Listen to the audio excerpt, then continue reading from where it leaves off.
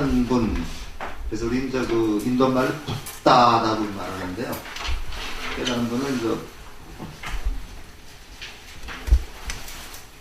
붓다라고 이제 우리가 하는데, 붓다가 이제 인도 말입니다.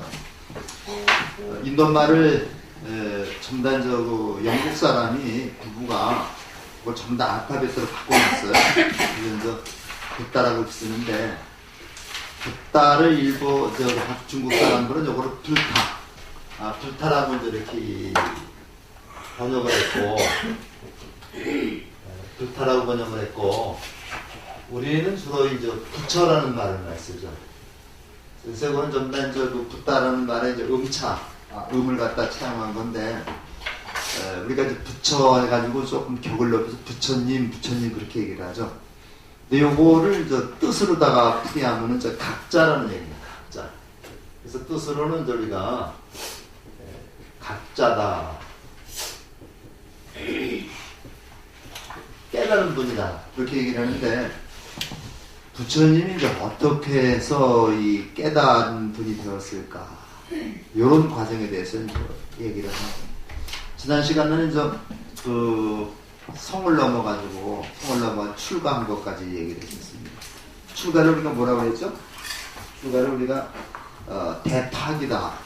모든 기득권을 다 놓아버리는 거다. 이렇게 얘기를 했었는데, 그렇게 하고 나서 그냥 가만히 앉아가지고 눈 감고 생각해서 부처가 된 건 아니죠. 그 측면에 이제 고행을 하게 됩니다. 그 과정을 살펴가는데, 먼저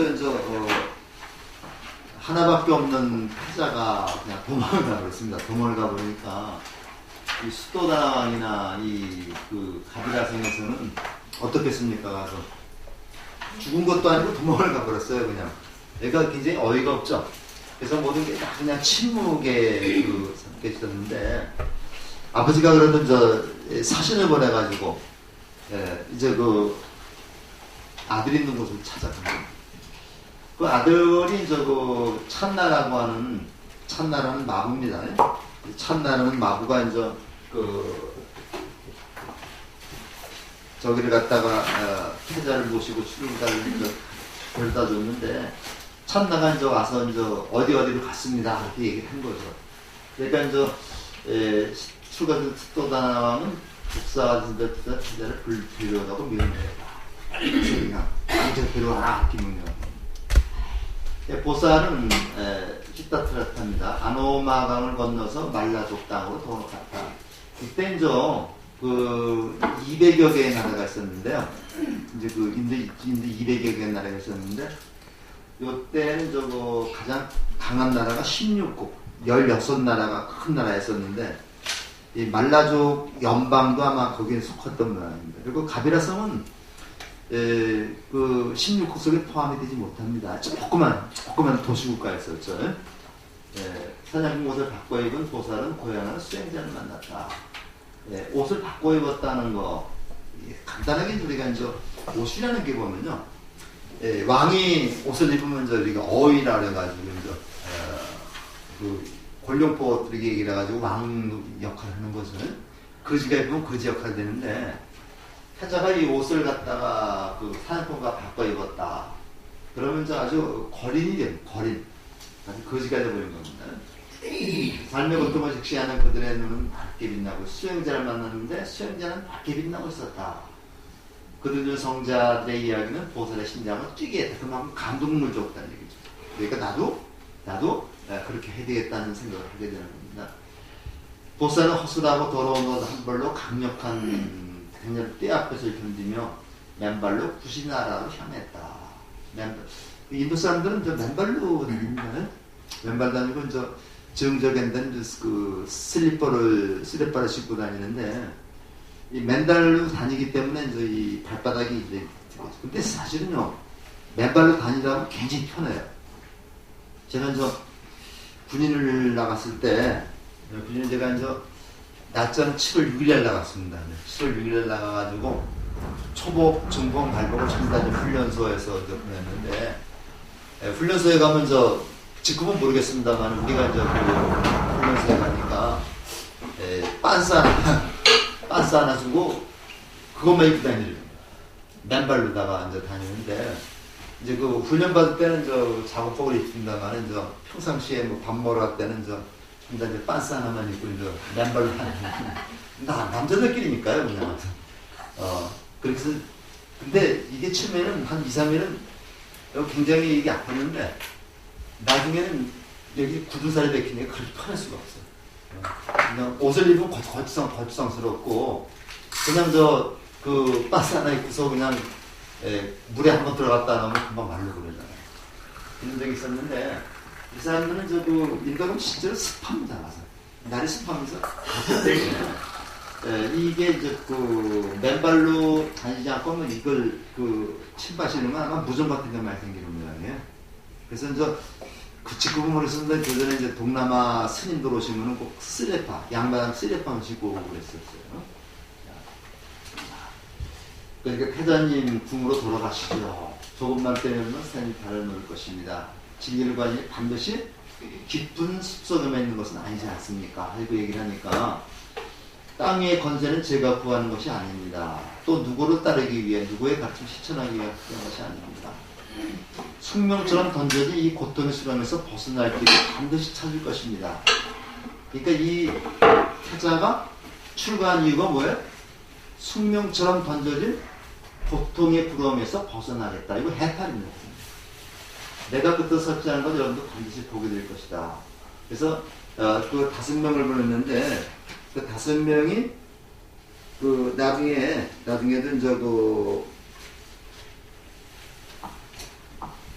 나중에도 돌아가지 않고 부처님하고 같이 수행을 하게 되는 겁니다. 이게 5빅, 5빅인데 여기 교재 63쪽을 적어주셨어요.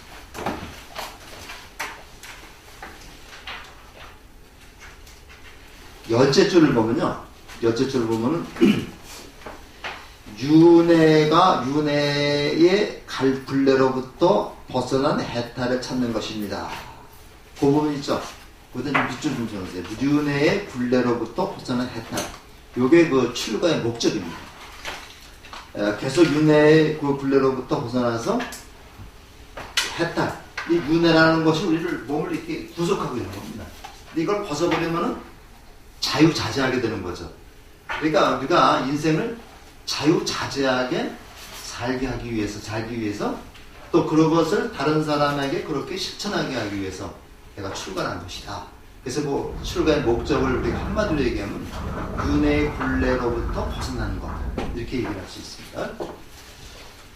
자, 그래가지고 이제 같이 수행을 했습니다. 자, 여기 보면 이렇게 나누고 5명이 꼰단냐, 왁바, 바띠야, 마하나, 마사지 이렇게 5명인데 이 중에서 그 가장 중요한 사람이 꼰단냐는 거예요. 꼰단냐는 사람은 제일 먼저 깨달은 사람인데 요거 우리 그 한문에서는 우리 교진녀라고 그래요. 교진녀라고 해서 5명을 놓고서 이제 그 부처님이 가르칩니다. 제일 처음에 이제 중도를 설하고 파정도로 설하고 그다음에 사성제를 설했습니다. 그 순서가 중도, 파정도, 사성도제를 설했는데 제일 먼저 깨달았기 때문에 부처님이 너무 기분이 좋았던 거예요. 너무 좋아가지고 그 교진녀 너 정말 깨달았느냐 이렇게 하고서 이제 그 좋아했기 때문에 여기다가 아야라는 또 아야라는 말은 요거 감탄사입니다. 교진녀가 깨달았구나. 그래서 그 아야라는 말이 이제 그 교진녀를 아야 교진녀라고 그래요. 부처님이 성불 하고 나서 그런 생각을 합니다. 내가 깨달은 내용을 다른 사람이 이해할 수 있을까? 이해할 수 없다면은 내가 그냥 열반해드리는 게 나을 거다. 이렇게 생각을 했는데 범천이 3번이나 권총을 하죠. 그러니까 저거서 나와서 5비구들한테 이렇게 이거 설했는데 자기도 반신반의한 거예요. 반신반의 했는데 드디어 자기의 경지까지 제자가 도달했기 때문에 첫 번째 제자가 도달했기 때문에 너무 기분이 좋았다고 합니다. 그래서 교신전 너 깨달았구나 해서 그냥 아야라는 말이 생기고. 그래서 우리가 요거는 저 그때 가서 또 이제 한번 보기로 하고요. 그 다음에 나머지 사람들은 별로 중요하지 않고, 맨 뒤에 아싸지라는 사람. 아싸지라는 사람은, 우리가 요 사람은 한문으로 마승이라고 하는, 요 마승이라는 말로 번역을 하는데, 요 분이 왜 중요하냐면요. 아싸지가 이제 한번 그 길을 가고 있었어요. 길을 가고 있는데, 사리부를 만났습니다. 그 사리부는 원래 사리부라고 목견녀는 다른 산자야라고 하는 다른 사람의 제자였거든요. 육사비도의 제자였는데 그 사리불이 아싸지를 보니까 그러니까 범상치 않은 거예요. 그래서 당신의 스승은 누구입니까? 하고 물어보니까 내 스승은 이런 분이다. 그러면 당신의 스승은 어떻게 가르치십니까? 이렇게 가르친다. 그러니까 그 얘기를 듣고서 사리불이 탁 깨달았습니다. 깨닫고서 자기 친구인 목견열과 같이 부처님의 제자가 됐기 때문에 마승이란 아싸지라고 하는 요 제자는 사리불을 부처님의 제자가 되게 만들었기 때문에 이분이 굉장히 그것도 공덕이 많은 분인 것 같아요. 그래서 평생을 사리불은 마승을 스승으로 섬겼다. 사리불이 마승을 스승으로 섬겨서 그쪽으로는 머리를 두지 않았다고 그래요. 그만큼 이 마승은 다른 역할은 없는데 이제 이런 그 사리불을 출가시킨 공덕이 있어서 아주 유명합니다. 그래서 이렇게 처음에 5명의 이 같이 부처님 스타라타 태자를 도우면서 같이 수행을 하고 있었어요. 자, 그러다가 왓지 연맹의 땅으로 들어선 보살은 먼저 미대아족의 도시 마틀레에 사는 박가와를 뜻하는데 선인이라는 말은 수행자입니다. 수행자. 산에서 수행하는 그 박가와를 찾아갔다. 박가와 비롯다는 수행자들은 물과 불을 섬기고 해와 달과 여러 정령을 숭배하고 있었다. 그들은 흉내내기조차 힘든 고행을 했다 했는데 보통 종교학자들이 얘기하기를요. 이 세상에 가장 먼저 생긴 종교가 배화교라는 조로아스터 배화교라고 그러죠. 배화교라는 그 종교가 제일 먼저 생겼다고 해요. 배화교인데 이 화자가 이 불이죠. 불은 어떻습니까, 가세요? 여러분들 불 잘 생각해보면 우선 어두움을 밝혀주죠. 밝혀주고 그 다음에 음식을 익혀서 먹게 해주고요. 그 다음에 다른 위험한 동물로부터 자신을 보호할 수가 있습니다. 그러니까 우리가 이제 그 야생에서 있는데 불을 갖다가 딱 지피면은 다른 동물이 접근을 하지 않습니다. 그 다음에 이런 여러 가지 때문에 또 추운 지방에서는 또 따뜻하게 하죠. 불을 우리가 보통 이제 그 신이라고 생각했던 거죠. 그래서 불을 숭배하는 이런 종교가 제일 먼저 생겼다고 해요. 그래서 이 불을 신으면서 이 불을 신으로 창조로 바꾸면 바로 기독교나 유태교가 되는 거예요. 그죠? 그러면서 이제 그렇기 때문에 불을 갖다 신처럼 이렇게 모시는 그건데 요런 마찬가지로 박가와라고 하는 선인이 요 불을 갖다가 숭배하는 그런 종교가 아마 배화교도였던 거예요. 배화교도였다는. 그래서 종교의 그 기원을 보통 배화교에서 찾습니다. 찾고 우리가 이제 나중에 또 보면 가속 삼형제가 1000명이 출가를 하거든요. 그래서 교단이 이제 형성되는데 가속 삼형제가 숭상했던 그 신도 불입니다. 불을 숭배했다는 그런 식입니다. 그래서 이 불교의 그 부처님의 초기설법에는 불에 대한 얘기가 많이 나와요. 그래서 불을 갖다 뭐라고 그러냐? 요거는 처음에는 불을 갖다 번뇌를 보는 겁니다. 불이 불타고 있는 것을 번뇌가 허락하고 있다는 것으로 생각을 해요. 근데 나중에는 또 먼저 불이라는 게 이제 어둠을 밝히는 또 의미가 되죠. 그래서 불이라는 것이 초기설법에서는 초기 그 불교에서는 번뇌에다가 많이 비유가 돼서 얘기를 해주고 있습니다. 즉 이게 그 박가와라고 하는 사람의 이제 주장인데요. 잘 보시면요. 힘든 이게 고행주의입니다. 이게 이분들은 이게 고행주의라고 해요. 고행주의인데 이분들의 그 설을 보면요, 이 마음과 몸이 일어나는. 요건 이제 신이고, 요거는 이제 신이죠. 우리 마음을 이제 우리 그 몸을 사람을 마음과 신으로 나누고 있어요. 몸과 마음으로 나누고 있어요. 몸과 마음 나누는데 이 고행주의는 어떠냐면요, 몸을 학대하면 학대할수록 정신이 맑아진다고 합니다. 내가 몸을 학대하면 학대할수록 정신이 맑아져서 그 맑아진 정신으로 말미암아 하늘에 태어날 수 있다. 이런 이론입니다. 여기 고행주의 이론입니다.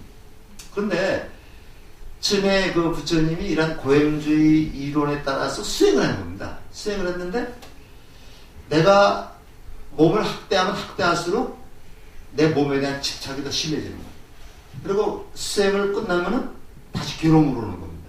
그러니까 이 고행주의가 안전한 그 수행법이 아니라는 걸 알았다는 거죠. 그래서 이런 얘기입니다. 그 사람 얘기. 육체는 속박입니다. 온갖 고통 덩어리인 육체를 학대하고 괴롭혀 스스로 정화하면 모든 것이 몸 때문에 생기는 거죠. 보상은 천상에 태어나 최상의 즐거움을 누리며 살게 될 것입니다. 요게 이제 이 사람 이론입니다. 육체를 학대하면 학대할수록 정신은 맑아진다. 이 정신이 바로 하늘나라에 올라가서 천상에 나는 것이다. 이때 이제 이 사람들이 목표는 하늘에 나는 것, 천상에 나는 것. 이 기독교도 하늘에 태어나는 게 목표죠. 그러니까 뭐 거의 그 당시의 종교는 그렇다는 얘기입니다. 그러니까 저기가 이제 부처님이 반론이죠. 즐거움을 얻기 위해서 괴로움을 감내해야 한다면, 이겨내야 한다면 끝없는 즐거움을 위해 당신들은 끝없이 극심한 고통을 감수해야 하는 것입니다. 여기 이제 부처님의 반론입니다. 즐거움을 얻기 위해서 고통을 감내한다면 여러분들은 죽을 때까지 고통스럽게 살아야 되지 않겠습니까? 그래서 하늘나라에 태어난들 무슨 의미가 있겠습니까? 진짜 죽어본 사람은 없죠. 죽어본 사람은 없는데 솔직히 이제 우리가 죽고 나서 천당에 갔는지 어디 극락에 갔는지가 알 수 없죠. 다만 부처님도 죽었다 살아난 사람은 아닙니다. 예수님도 마찬가지죠.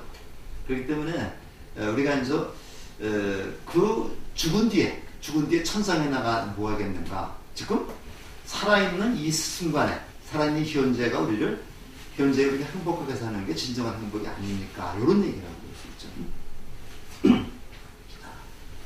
그래서 이제 보살이 고행제 숲을 따라 도착한 육체의 일산이는 수역하지요. 그래서 이제 요 알랄라 깔라마 이제 그 앞에가 이제 저기죠. 그 앞에가 이제 박가와죠. 이 박가와에게서 이제 어떤 해답을 얻지 못하고, 그 다음에 그 어디로 갔냐면 외살리에 갔는데, 이쪽 외살리는 당시에 굉장히 활기찬 도시였습니다. 이걸 우리가 바이샬리라고 그래요. 그래서 우리 교재 잠깐만 좀 보자고요. 교재를 좀 어디를 보냐면요. 66쪽을 한번 보세요. 중간쯤 보면요. 당신은 종일 박가와 토론하고 하룻밤을 보낸 보살은 자신이 찾는 길이 아님을 알고 떠났다. 보살의 충명함과 진지함의 감탄은 박가와가 떠나는 길을 일러주었다. 당신은 이곳에 만족하지 않으시는군요. 외살리 인근에 알랄라 깔라마라는 훌륭한 선인이 계십니다. 그곳으로 찾아가 보십시오. 해서 외살리를 요렇게 이제 V자로 썼는데, 요거를 우리가 이제 다른 말로는 바이샬리라고 읽습니다. 그래서 우리가 이제 여기서는 파리어를 기준으로 해서 이제 외살리라고 했는데, 요거 이제 산스크리트를 기준으로 하면 바이샬리라고도 읽습니다. 그러니까 외살리나 바이샬리는 똑같은 저 이름인데, 요 외살리에서부터 부처님이 고행을 시작하는 겁니다. 수행을 시작하는 거죠. 그래가지고 여러분들 교재 369쪽을 한번 펴보세요. 369쪽을 펴보시면은 맨 밑에 369쪽 맨 밑에 보면 아난다야, 외살리를 보는 것도 이것이 마지막이로구나. 그래서 외살리를 중심으로 해서 바이샬리를 중심으로 해서 이렇게 그 수행을 시작하고 포기를 시작했는데, 부처님이 이제 마지막에 외살리를 떠나면서 이 말씀을 한 겁니다. 저는 부처님의 생애에서 이 말씀이 굉장히 좀 눈물겨운 그런 부분이라고 생각합니다. 그러니까 결국 이 부처님이 수행을 시작을 하면서 결국 제2의 고향, 오히려 어떤 의미에서는 자기가 자란 가비라 성보다도 더 많이 살았던 것이죠. 그러면서 여기 떠나면서 굉장히 아쉬웠던 겁니다. 그래서 외살리는 정말 아름답구나.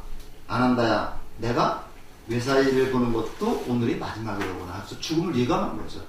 그러면서 이제 얼반양은 쭉 이제 보통 학자들 그렇게 얘기를 합니다. 부처님이 어디로 가다가 돌아가셨을까? 아마 고향으로 가다 돌아가셨을 거다. 그래서 쭉 여기서부터 이제 출발을 합니다. 이제 가비라성을 향해서 출발을 하는데 중간에 이제 구시나가라라는 데가 있어요.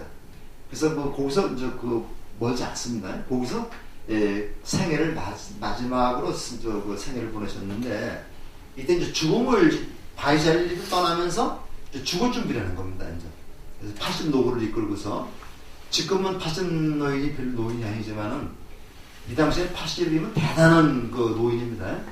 또 인도 사람들은 지금 우리보다 수명이 짧아요.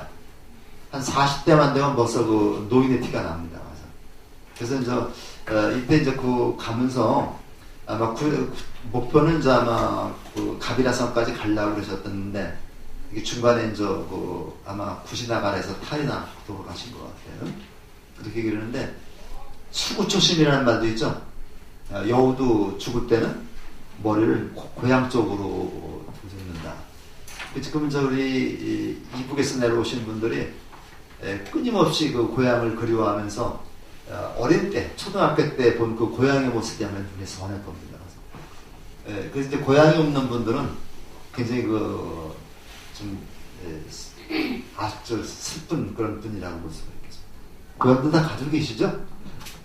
그러니까 사람들이 참 이 고향을 향해서 그렇게 향수를 갖다가 느끼는 모양입니다. 부처님은 마찬가지예요. 자, 이제 알랄라 깔라마를 만났습니다. 알랄라 깔라마 사원에는 재단이 마련되어 있었고, 선정의 장기 300여 명의 수행자들은 평화로워 보였다. 백발이 성성한 나이도 표정과 움직임이 부드럽고 눈동 친진 알랄라 깔라마가 공사를 많았다. 이게 재단인데,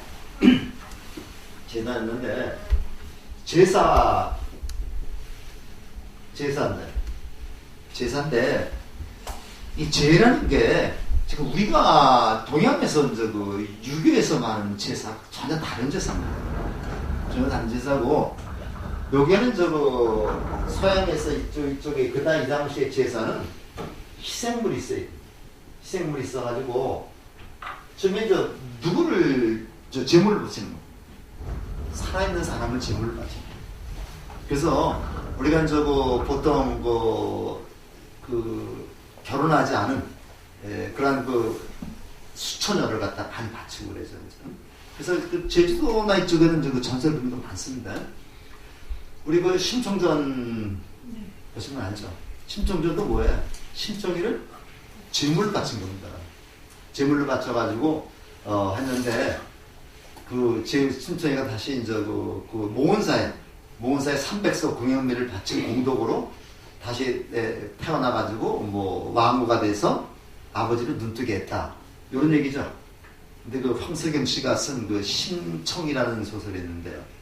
황석영 씨 심청이라는 소설을 쓴 게 있는데, 내가 굉장히 재밌게 읽었는데, 심청이가 딱 물에 빠지자 말이자 이제 그 중국 상인들이 심청이를 팔아먹은 상인들이 잠수에 있다가 심청이를 다시 살려냈어요.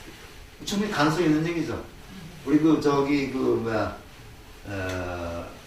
방생할 때 여기서 이제 그 고기 사가지고 방생하면 좀 이따 가서 그 사람 다시 잡습니다. 그런데 이제 심청이를 그 잠수해가지고 저 중국 뭐 산동성인가 데리고 왔다. 거기서부터 이제 심청이가 이제 그 여러 가지 그 고난을 겪으면서 저쪽에 이제 그 월남으로 해서 인도네시아로 해서 필리핀으로 해가지고 일본으로 해서 다시 인천으로 옵니다. 인천으로 와서 이제 돈도 많이 벌고 그래가면서 했다는 얘기가 이제 물론 소설이죠. 소설인데 서양의 그 지중해 문화권이라는 게 있죠. 지중해에서 로마, 그리스, 뭐 저 그 유럽, 아프리카 쪽으로 해서 지중해에서 모든 게 일어나듯이 요거를 이제 그 동양에서는 한국, 중국, 베트남, 그다음에 말레이시아, 인도네시아, 필리핀, 일본, 우리나라 요렇게 지중해권으로 묶어서 여기가 동양 문화의 발생지라는 얘기입니다. 근데 읽어보면 진짜 그런 것 같아요. 이제 황석영 씨라가 쓴 그 심청이라는 소설인데 이렇게 해서 그 심청이를 모티브로 해가지고 다시 창작을 하는 겁니다. 요리 이런 소설들이 굉장히 많습니다. 그래서 우리가 이제 이 서양의 지중해 문화권만이 문화권이나 동양의 이런 문화권도 있다. 이게 사실은 서양 문화보다 더 오래됐고 또 연원이 깊다. 그러면서 심청이를 이제 그런 식으로 얘기를 했고요. 그 다음에 이제 그 성서에도 보면요. 아브라함. 하나님이 아브라함을 구약에 나오죠. 아브라함을 시험합니다. 그래서 내 아들을 갖다 나에게 그러면서 아들을 아들을 제물을 바치라는 얘기 죽여서 그 제물을 나한테 바치라는 얘기죠. 그래서 아브라함이 이제 아들을 죽이려고 하는 찰나에 이제 그 하나님이 여호와가 이제 됐다. 내가 너 시험을 끝냈으니까 아들을 죽이지 말아라. 그리고 지금부터 너를 아브라함이라고 부르겠다. 여기가 나옵니다. 구약서도 읽어보면 그거 진짜 나와요. 창세기에. 그래서 이제 이렇게 해서 처음에는 살아있는 사람을 제물 바치는 거예요. 그러니까 사람을 죽여야 되는 거죠. 그다음 나중에는 누굴 바치느냐? 돼지 있죠. 동물을 갖다 바치는 겁니다. 동물도 생명이 있죠. 그래서 요즘에는 그림만 갖다 놓고. 그래서 우리가 이제 그 교회 질 때도 뭐 돼지 갖다 놓고 고사리 된다고 그러죠. 그래서 이게 이제 처음에는 인신공이라 그랬어요. 인신공이라 해가지고 사람을 제물로 사용하다가 그 다음에 했는데 부처님 화면에 보니까 사람 죽이는 거예요. 이거. 이게 안 되겠다 하고서 부처님이 첫 번째 반대한 게 제의를 반대합니다. 제사를 반대, 제절식을 반대합니다. 근데 동양에서 유교에서의 그 제사라고 하는 거는요, 죽은 사람을 추모하면서 그분에게 깨끗한 음식을 만들어 바치는 게 제사입니다. 이게 중국에서 제사하고 인도나 이 서양에서 제사하고 전혀 다릅니다. 근데 이제 인도는 어때요? 인도는 이제 아리안족이 바로 서양 피입니다. 그래서 서양 사람들의 피입니다. 그래서 아리안족이 이제 이 독일 쪽으로 가서는 게르만족이 됐고, 그 다음에 인도 쪽으로 와서는 이제 아리안족이 됐고 그런 겁니다. 우리 한국 우리 민족은 이제 알타이 산맥 스트럭을 살다가 우리가 이제 몽골 지방을 몽골을 통해서 우리가 이제 만주를 통해서 이쪽으로 내려온 겁니다. 중국을 거치지 않고요. 그래서 몽골 사람하고 우리하고는 똑같습니다. 그 다음에 이제 일부는 헝가리 쪽으로 해가지고 이제 이쪽으로 간 거예요. 그래서 헝가리도 우리하고 똑같은 알타이 족속이 되죠. 그러니까 이게 중동 지방에서 이제 민족이 생겨가지고 이것이 어떤 쪽으로 다 전혀 달라지는 겁니다. 그러니까 이제 제사의식 같은 게 인도의 초기 제사의식은 서양의 제사의식과 비슷하다. 이건 반대인 겁니다. 자,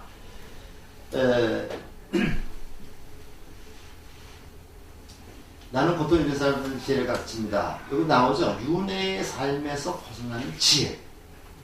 생사의 윤회의 고통을 겪는 것은 인간의 무지 때문입니다. 바른 수행으로 지혜를 얻으면 고통에서 벗어나 해탈할 수 있습니다. 이게 이제 이 사람들이 그 당시 목적이 돼서 천상에 태어나는 겁니다.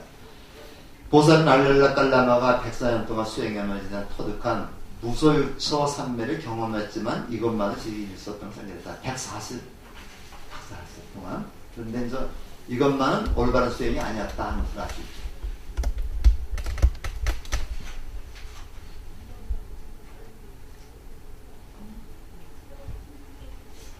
안 되죠.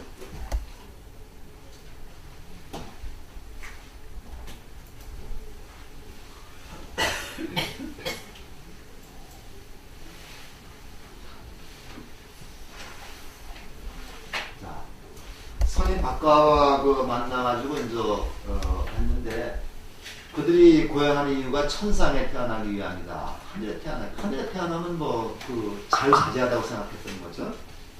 근데 불교는 천상에 태어나는 게 목적이 아닙니다. 나중에 아시겠지만 수행 목적 윤회를 끊고 해탈 열반하는 거. 요게 이제 그들이 수행 목적은 천상에 태어나는 건 목적인데. 시다르타의 목적은 윤회를 끊고 해탈 열반하는 거. 어느 세상에서? 바로 내가 사는 이 세상에서.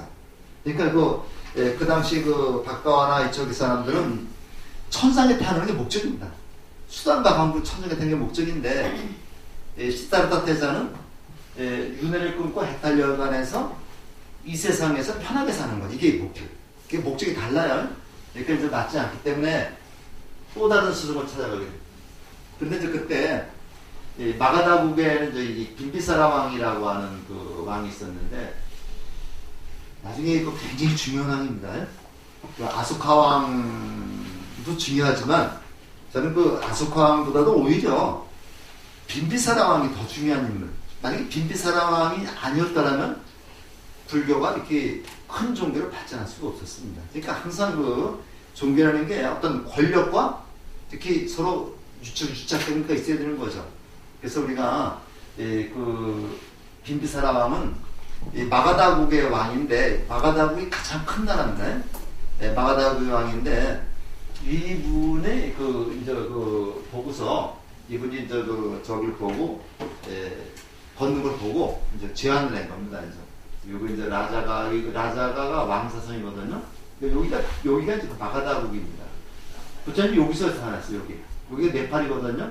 네팔이 여기서 태어나가지고 좀 여기까지 오는데 이게 가까운 거리 같지만은 인도라는 나라가 얼마나 무지무지하게 큰 나라겠습니까?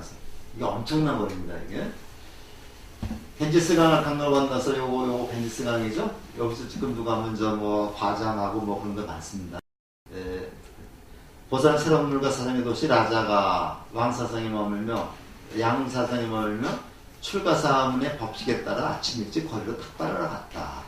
몸치산의 위험이 서럽고 눈동자 같은 얼굴은 빛나고 있었다. 신비한 사문에 대한 소문에 순식간에 라자가에 터졌다.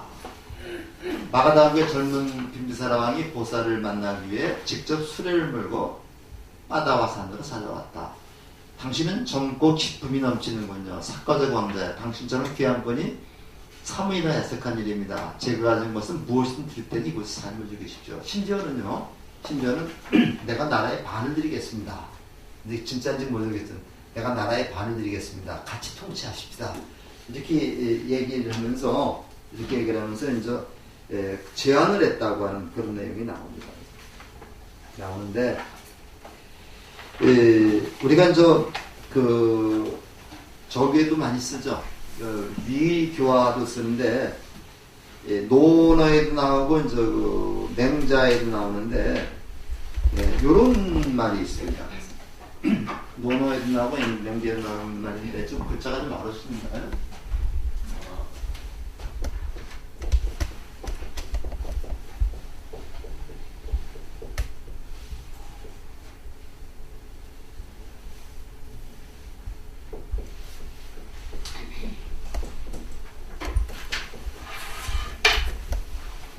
수면 앙패다.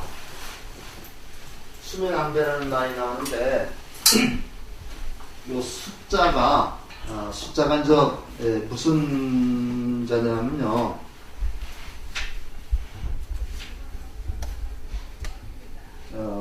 숫자가 이제 바로 볼 숫자입니다. 바로 볼 숫자고, 그 다음에 이제 앙자가 가득 찰 앙자입니다. 가득할 앙자인데, 얼굴을 바로 보면, 얼굴을 바로 이게 얼굴이죠. 명자가 얼굴을 보면 그 얼굴의 모습이 등 뒤에 나타난다. 이건 등입니다. 예? 그래서 그 사람의 얼굴만 보면은 그 사람의 그 인품을 알 수 있다는 얘기입니다. 그 사람의 얼굴만 보면 인품을 알 수 있다. 그래서 좀 글자가 좀 어렵긴 합니다만은 노노와 이제 맹자에서 이제 공자님이나 맹자님이 제자들을 가르칠 때 너희들 모든 것을 조심해라. 행동거지가 올바라야 된다. 행동거지만 보면은 얼굴만 보면은 그 사람의 인격이 나타난다 그래서. 그러니까 우리가 보통 얼굴 보면은 다 나타납니다. 화나면 얼굴에 화가 나는 게 나오죠. 나오고 긴장하면 또 긴장한 빛이 나오기 때문에 얼굴 보면은 얼굴만 보면 다 알아. 걷는 모습만 봐도 알 수 있습니다. 그래서 그걸 수면 안배라고 해요. 그러니까 바로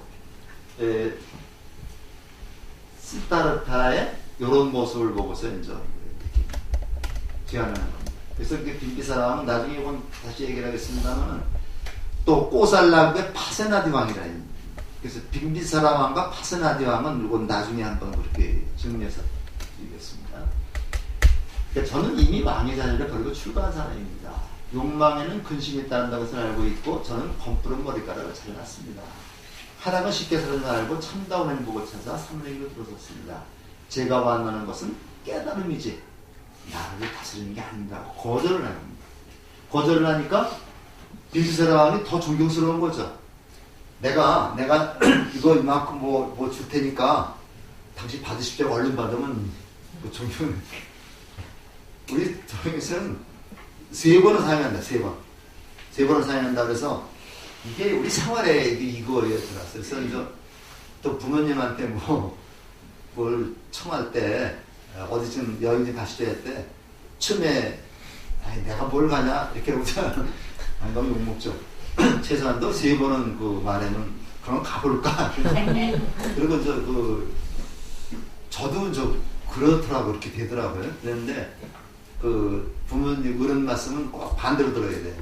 그 나도 우리 며느리나 아들이 얘기를 하면은 꼭 한 번쯤 튕기게 되더라고요. 근데 이게 우리 생활이 된 것 같아요. 이게 습입니다. 습. 이게 습이 오래되면 습관이 되는 거죠. 그죠? 습이라는 게 오래되면 습관이 됩니다. 그러니까 우리가 부부지간에도 남편 계속 욕해요. 우리가 여자들끼리 만나면 남편 욕하는 사람 많잖아요. 욕하면서 자기가 그대로 닮아갑니다.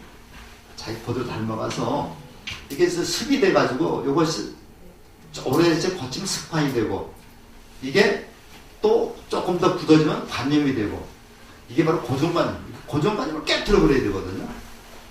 고정관념을 깨트려버려야 되는데 고정관념을 깨트리기가 쉽지가 않아요. 그래서 고정관념을 깨트리게 되면은 내가 바뀝니다. 불교 공부를 하면서 내가 가지고 있는 고정관념을 깨트려서 바뀌지 않으면 공부할 필요가 없는 거예요. 내가 바뀌어야 됩니다. 세상이 바뀌기를 기다리지 말고 내가 바뀌면 세상이 바뀝니다. 그러니까 우리가 상대방과 어떤 얘기를 하면서 상대방을 무조건 바꾸라고 얘기하는 건 이거는 갑질. 상대방을 내 뜻에 맞게 꼭 바뀌라는 건 갑질 다른 게 아닙니다. 근데 상대방을 놓고 내가 바뀌면, 내가 생각을 바꾸면요. 이게 이해하고 포용이죠. 이거 내가 바뀌면은 상대방도 나를 따라서 바뀌게 됩니다. 이런 사회가 바로 바람직한 사회이고, 이런 사회, 중생심을 가지고 있는 우리가 부처의 마음으로 바뀌면 다른 사람도 부처의 마음으로 바뀌게 되는 거죠. 이게 바로 우리가 불교에서 요구하는 극락세계입니다. 그래서 소원대로 완전을 깨달으시거든 가장 먼저 이 도시를 찾아주십시오. 제일 먼저 저를 깨우쳐 주십시오. 부탁을 해서 실제로 부처님은 제일 먼저 빈비사라 왕을 갖다가 이제 설법을 합니다. 그래서 이제 37년 동안 이어진 빈비사라왕과의 우정은 이렇게 시작됐다. 이렇게 시작됐다. 그래서 빈비사라왕의 또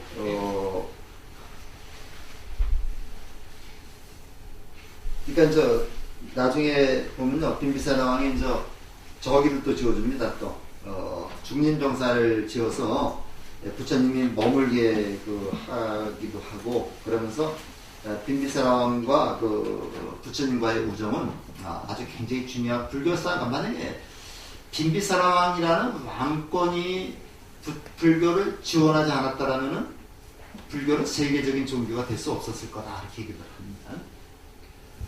자, 빈비사라왕과의 만남, 이건 저기 됐죠? 30세 우정이 시작됐다. 그 다음에 이제 라자바가 아주 그 당시에는 가장 번화한 그러한 도시였다고 합니다. 지금은 서울이나 마찬가지죠. 진보적 혁신적인 사상가를 북적였는데, 그들은 사문이라고 불렀다. 진보적인 사상가들을 사문이라고 불렀다. 진보적인 사상가라는 얘기는요, 브라만교의 보수성을 깨뜨리려고 하는 그런 분들을 얘기합니다. 그래서 우리가 부처님도 사실은 이 사문 속에 포함이 되는 겁니다. 포함이 되는데, 그 가운데서 뿌라나 따싹다, 깍두다 깍자나, 아지따깨, 아지따 깨사 깜발라, 막갈리 고살라, 산자야 벨라 티뿌다 해서 요 산자야가 누구냐면 사리부라고 목건년의 첫 번째 스승이었던 거예요. 그 다음에 니간타 나타붓다, 요 니간타 나타붓다는 자이나교라고 하는 종교를 세운 사람입니다. 불교보다 조금 먼저 자이나교라는 종교를 만들었는데, 인도에는 지금 자이나교도가 예대 불교도보다 많습니다. 맞는데 아주 극단적인 무소유를 실천하는 그런 종교죠. 그래서 간혹 보면요, 간혹 보면 이 벌거벗은 수행자 있죠. 벌거벗 입고 다니는 사람 가끔 어떤 보면 나오던데, 벌거벗고 다니는 수행자 옷도 소유하지 않는 겁니다. 그 벌거벗고 다니는 그 수행자가 있으면은 그 뒤에 그 보사들이 쫓아다니면 시중을 들고 그래요. 그래서 극단적인 무소유를 실천하는 분들이 바로 이런 분들입니다. 우선 보사는 700명의 가지고 웃다가 라마부타를 찾아갔다. 나는 스승 없이 깨달았습니다. 나는 모든 것들을 해탈을 가르칩니다. 해탈이란 생각이 있는 것도 아니고 없는 것도 아닌 경지인 비상 비비상 처정을 말합니다. 그것은 모든 고통으로부터 해탈입니다. 우리가 이제 이게 나오는데요. 비상 비비상 처정이라는 걸 하는데, 비상 비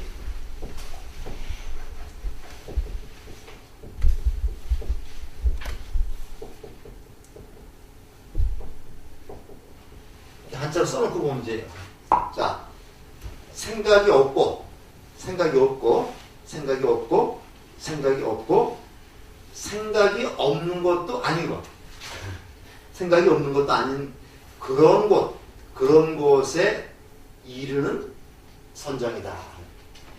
생각도 없고 생각이 있는 것도 아닌 그런 상태에 이르는 선정을 우리가 비상 처정이라고 그래요.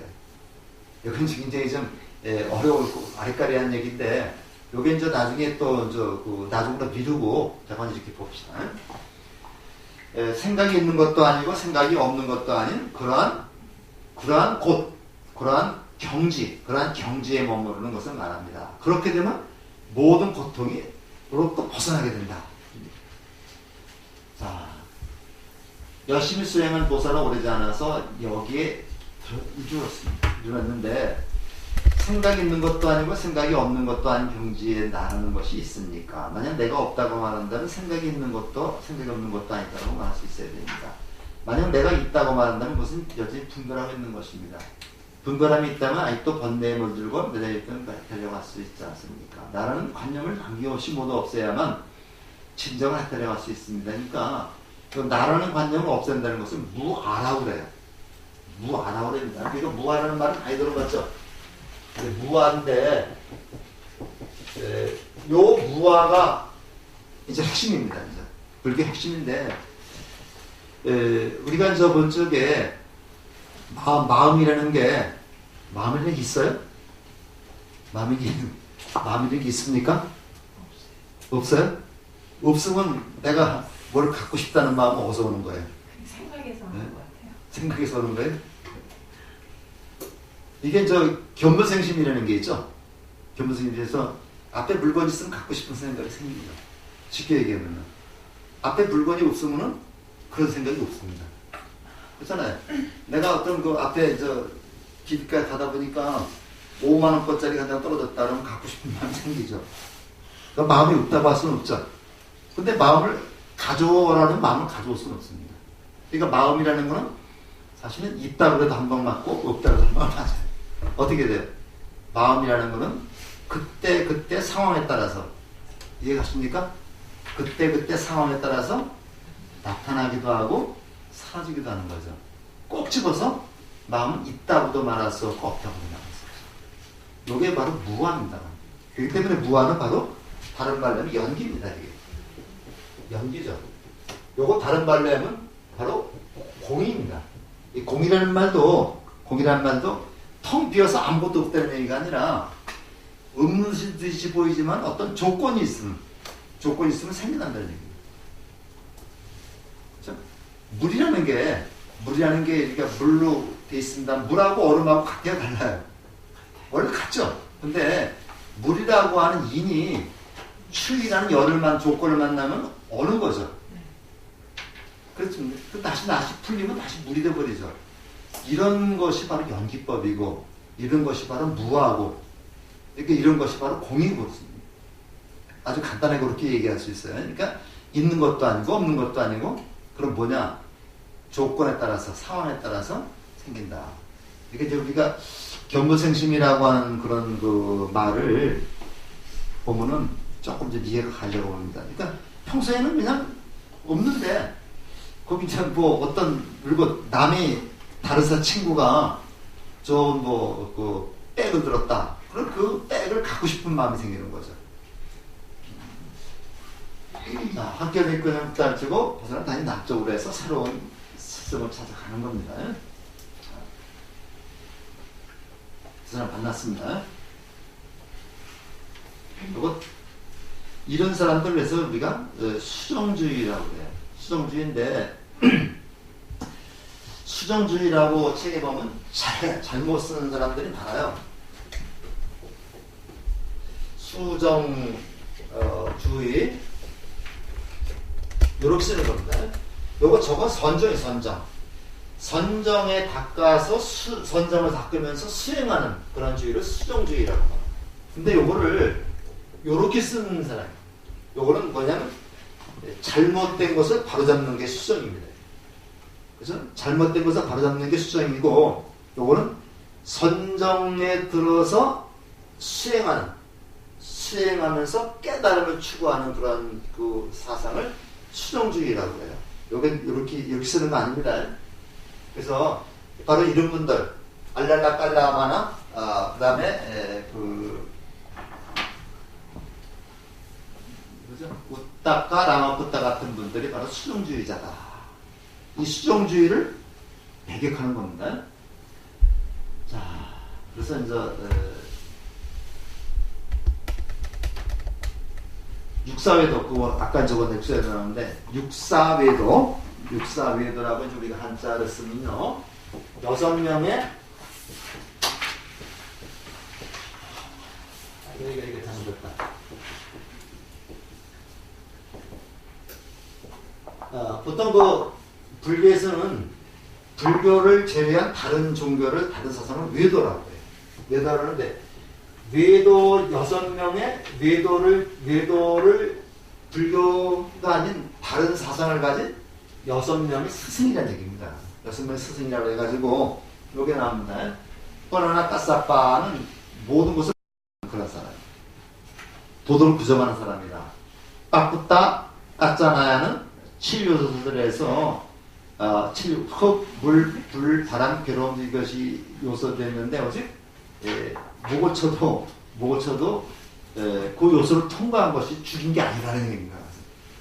그 다음에 아직다 깨사 깜발라 이물로 극단주의 쾌락주의자니까 이 사람들은 그냥 있는 대로 펑펑 쓰고 죽으면 그만이다는 얘기예요. 쾌락주의자다.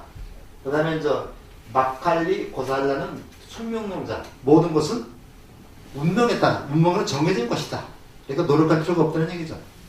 그러니까 내가 잘 살고 못 사는 것도 내 운명이다. 그러니까 더 노력할 필요가 없다.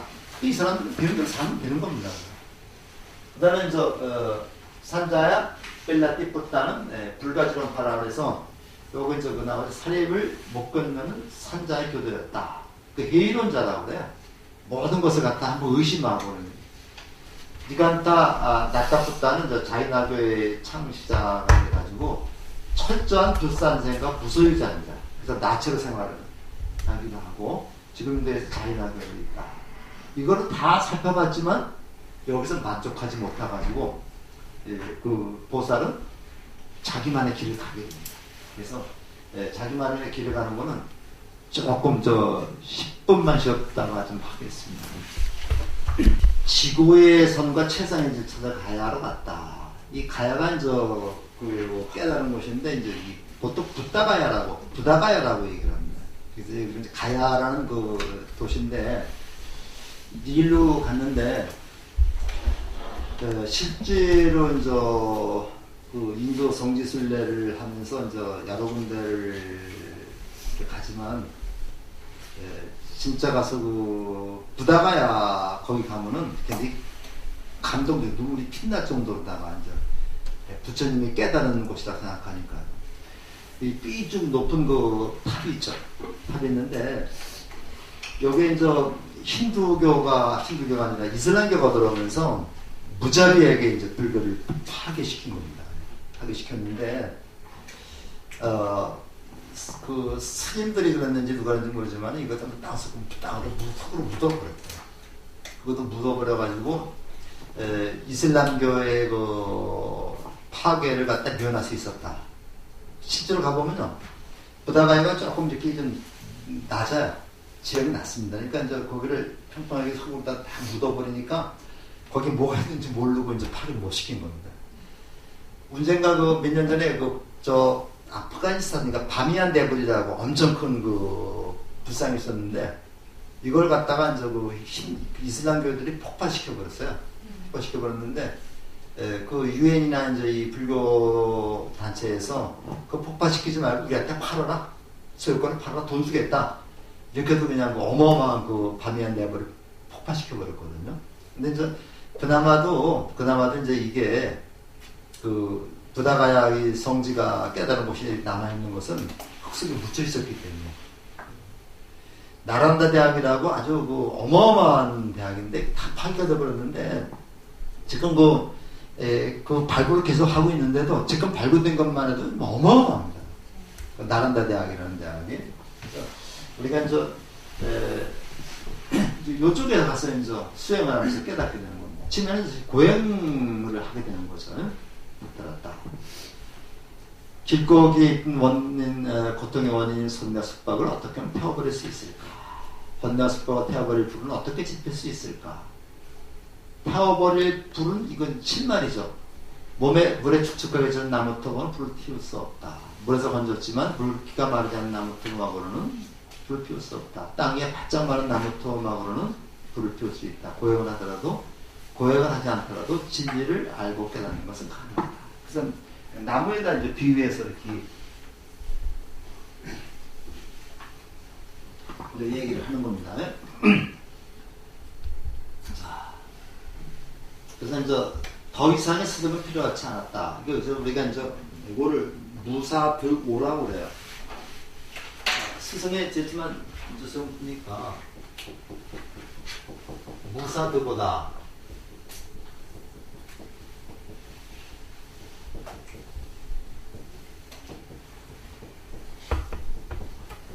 스승 없이 깨달은 분, 스스로의 노력으로 깨달은 분이 바로 누구냐면 부처님이죠.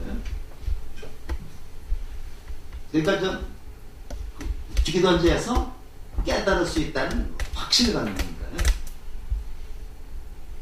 그래서 그 고대들이 보면은 우르벨라의 흩날리에 닿기를 멈췄다. 우르벨라가 바로 그 마가다 라자가 요만큼 있었을 겁니다. 조금 숲속으로 들어간 거죠. 네란자강이 보이는 것인데, 네란자강이 요 겐지스강이 지류인 것 같아요. 지류인 것 같은데, 니련선나라고 얘기를 하는데, 제가 갔을 때는 물이 없어요. 물이 없고 그냥 강이라고 그러니까 강인지 아는데, 물이 다 맞았는데, 여기에서 이제 요 근처에서 수행을 하면서 네란자강에서 목욕을 하고 수사타가 주는 우유죽을 먹고 이제 기운을 찾았던 거죠. 숲속에서의 외로운 삶에는 두려움과 공포가 도사리고 있었다. 그렇죠? 숲속에서 혼자 앉았으면 이제 뭐 이 생각 저 생각 이 생각 다 하면서 이게 이제 그 공포입니다. 사실은 죽는다는 사실이 죽음의 순간에는 그렇게 어렵지 않은데, 죽는다는 사실을 알기 때문에 공포스러운 거예요. 두려운 거죠. 내가 이제 어떻게 죽어야만 된다. 그러면 죽으면 어디로 갈 것인가? 죽어서 어떤 상태일 것인가? 죽어서 염라대왕은 어떻게 만날 것인가? 이런 생각 때문에 두려운 거지. 사실 이런 생각만 제거해버리면은, 공포만 제거하면 죽음이 두렵지 않다는 얘기입니다. 그러니까 우리가 이제 그 스님들이 이제 그 수행 많이 하는 스님들은 아주 편안하게 삶을 마감하잖아요. 근데 죽지 않으려고 이제 그냥 아주 몸부림치는 그런 사람들 얼굴이 죽어도 얼굴색이 별로 좋지가 않아요. 그래서 저도 이제 처남다고 이제 손이 처남인데 이제 그분이 이제 돌아가신 지도 한 10년 넘는 것 같아요. 이제 가서 지금 살았으면 한 75 정도 되는데, 근데 이제 그분이 이제 암으로 당한 이렇게 돌아가는데, 이 암은 참 그렇더라고요. 그저께도 내가 그 친구 하나가 또 암으로 죽었다고 오늘 아마 장례 겁니다. 근데 못 가고 그냥 저기만 했는데, 이 암으로 했더니 돈도 벌어놨고 이제 쓸 만큼 쓰고 다 자리 잡아서 일하고 자리 잡아서 살만 하니까 암이 걸려 죽는 거예요. 그러니까 억울한 거죠. 그러니까 내가 왜 죽어야 되느냐고 이렇게 이제 끝까지 몸부림치다가 그냥 죽었는데, 나는 이제 얼굴은 보지 않았습니다만 나중에 이제 가족들이 이제 얼굴을 보고서 얼굴이 뭐 시커멓고 뭐 약을 많이 먹어서 그렇게도 하겠지만은, 죽을 때까지 내가 죽는다는 사실을 인정을 못하는 거예요. 그러니까 이제 그것이 얼굴에 그대로 나타났던 거죠. 그래서 이제 내가 죽음을 인정하고 하면 아주 잠자는 듯이 갑니다. 가서 잠자는 듯이 가는데, 그냥 내가 그걸 용납을 못하고 억울한 것처럼 생각하면 억울한 것이 억울히 나타난다. 그렇게 돼서 이게 사실은 굉장히 이게 죽기 전에 두려움과 공포가 이게 무서운 거죠. 제가 이제 직장에서 이제 감사가 나오죠. 이제 감사가 나오면 그냥 다 갖다 놓고 해서 감사를 받는데, 감사는 되게 하는데 감사를 받기 위해서 준비하는 과정이 아주 힘들어요. 그럼 별것 다 준비하면 와서 감사하면 별거 아니거든요. 가서 서류 몇 개 보고 가면 그만인데, 이 준비하는 과정은 어떤 걸 볼지 모르니까 다 준비해야 되는 거잖아요. 보살은 몸과 마음이 선하지 못한 업을 태워버리기 위해서 처절하고 고독과 처절한 고행을 시작했다. 이거 같이 읽어볼까요? 좀? 식사 수들을 받아들이지 않고, 머물러 따르는 책도 받아들이지 않고, 가져올 음식도 받지 않고, 물간의 준비를 받지 않고, 비용이나 접시에 대한 음식을 직접 받지 않고, 집안에 들어가 앉는 일도 없었다. 생선이나 고기를 먹지 않고, 곡식으로 비린 물도, 과일도, 비술도, 달로 끓인 물도 마시지 않았다. 오로지 채소만 먹기도 하고, 쭉쭉이만 먹기도 했고, 숫성 나온 풀이나 과일만 먹기도 하고, 혹은 떨어진 열매만 주워 먹기도 했다. 그래서 이제 요렇게 그 고행을 했다는 그런 얘기죠. 그래서 이제 조금만 더 보면서 이제 나무 밑에서 이렇게 이제 했는데 파키스탄의 라우르 박물관에 가면 이제 거의 고행상이라 해가지고 뼈만 이렇게 남아있는 그 사진 본 적이 있었죠. 사진은 그 사진으로 본 수가 있는데 그럴 정도로 단 고행을 심하게 했습니다. 그러니까 거친 옷을 입고 쓰레기 더미에서 주워 누더기를 입고 풀이나 나무 껍질 또는 부엉이에 깃털을 엮어 입고 항상 서서 생활하기도 하며 항상 웃는 자세를 지내기도 하고 가시방 속에 눕기도 했다. 이만큼 처절하게 고행을 했던 겁니다. 보살은 숲에서 살생을 가장 싫어하는 사람이나 목동이나 나무꾼이 다가오면 놀라서 바라는 보살은 술에서 가장 고독한 사람이었다. 그러니까 누구도 할 수 없는 그런 처절한 고행을 했습니다. 그렇다면 이렇게 고행을 했으면 정신이 맑아져야 되겠죠. 고행주의자들의 주장에 따르면 그 정신이 맑아져가지고 하늘에 태어나야 되는데 고행을 아무리 해도 정신이 맑아지지가 않는 거예요. 오히려 뭐만 생깁니까? 집착, 몸에 집착이 됩니다. 아제아제 바라제라고 하는 소설이 있어요.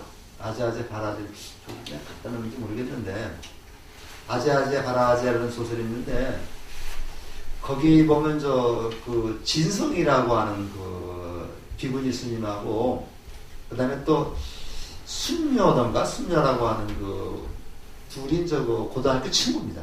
친구인데 둘이 출가를 했는데 진성이라는 그 스님은 법명기 스님은 그 글자대로다가 이렇게 이제 그냥 모범적으로 수행을 해요.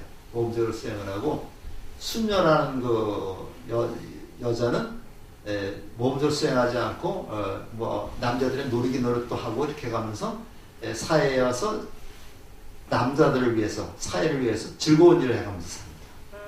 다 출가했다가 이제 그렇게 했는데 결과적으로 진성이라는 스님도 그때는 만족하지 못해서 다시 속세로 들어와가지고 남자들 다른 사람들을 위해서 이렇게 봉사하는 그런 역할을 하거든요. 그래서 결과 불교가 혼자만 깨달아서는 안 된다. 안 되고 깨달은 것을 바탕으로 해서 봉사를 해야 된다는 그런 그 스토리를 저는 그 주제를 얘기를 해주고 있는데 아제아제 바라제 중에 한 장면에 어떤 그 스님을 만났는데 남자 스님을 만났는데 그 스님이 다른 건 다 참을 수 있는데 성욕을 못 참는 거예요. 성욕을 못 참으니까 그 사람이 이제 실제로 어떻게 하면 성욕을 내가 참을 수 있을까 그렇게 해가지고 자기 물건을 갖다가 잘라버리는 자기 물건을 잘라버리는 게 나와요. 근데 물건을 잘라버리면 성욕이 없어질 줄 알았거든요. 근데 물건을 잘라버려도 몸에 대한 집착이 더 강해지는 거예요. 그럴 것 같죠? 그렇게 된다 그래서 여기서도 이 시타르타 태자가 이렇게 몸을 학대했는데 결국 몸에 대한 집착이 더 생기는 거다.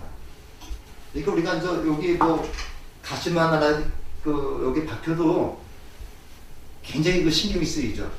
마찬가지로 밥을 먹지 못하고 그다음에 그러니까 집착만 생기고 마음이 청정해지지 않으니까 이것이 잘못된 것이라는 것을 이제 생각하게 되는 겁니다.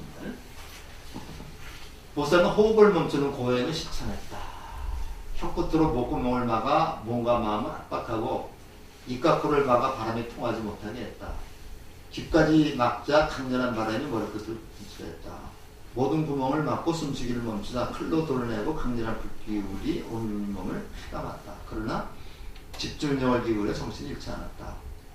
호흡을 멈추는 고행에서 만족스러움을 불받지 못한 보살은 음식을 먹지 않는 고행을 실천했다. 콩으로 만든 죽을 한 방울씩만 먹었다. 마른 농구처럼 뼈마디가 붉어지고 숨길이 가늘어지고 황금빛으로 빛나던 피부는 까맣게 타들어갔다. 오직 움푹 팬 눈두덩 깊숙이에서 곧 눈동자에 빛나고 있었다. 죽음 등 넘나는 고행이었다. 이 고행은 심하겠습니다. 그래서 어떤 그 경지에 이르렀느냐면요. 교재가 잠깐 좀 보시면요.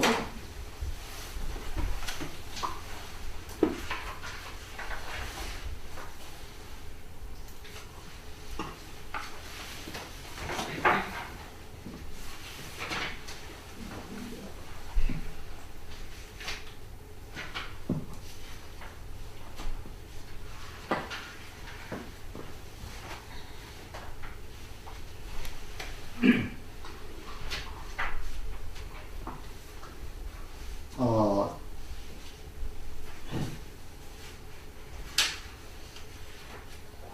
83쪽 같은데 83쪽을 한번 해보시겠어요?